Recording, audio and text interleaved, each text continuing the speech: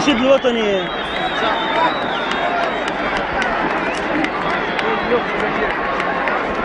جبيلي ما جاش. ها جبيلي مريض يا ودي ناخذ نهاريا يعني كم مريض.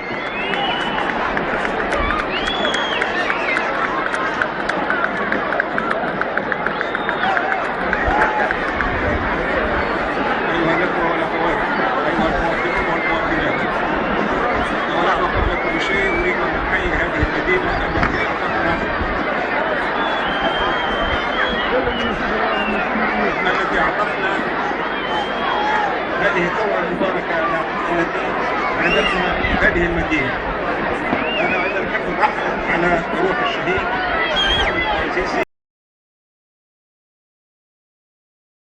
بالنسبه لي عيد الثوره هو يوم 17، وهذا يجب ان يكون واضحا بالنسبه لكل شيء. عيد الثوره هو يوم 17 ديسمبر، وعيد النصر هو يوم 14. بس 17 ديسمبر من هذه المدينة.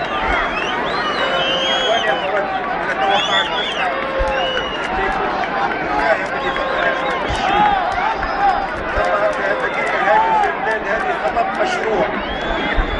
هذا الخطب المشروع ناتج على تأخر يعني كل الأشياء التي قامت من أجلها الثورة، سواء محاسبة الفاسدين سواء التنمية. هذا الغضب أنا أفهمه لأنه هو غضبي، وهذا الاستياء أفهمه لأنه استيائي، وهذا أحيانا يعني شعور الإحباط أشعر به كما تشعرون به، لأنه للأسف الشديد يعني الأمور هذه مش كما نبغي. لكن الثورة راهي ماهيش بوتون يعني تنزل عليك نور من الظلام إلى النور.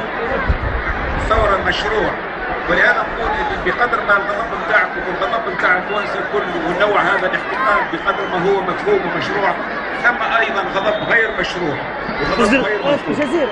الغضب غير مشروع وغير مفهوم هو انه الناس ما يفهموا انه احنا بحاجه الى الوقت، انه التصفيه ميركل تاع 50 سنه ما تجيش في 12 شهر. ما تنساوش اللي الحكومه هذه عندها 12 شهر بالضبط.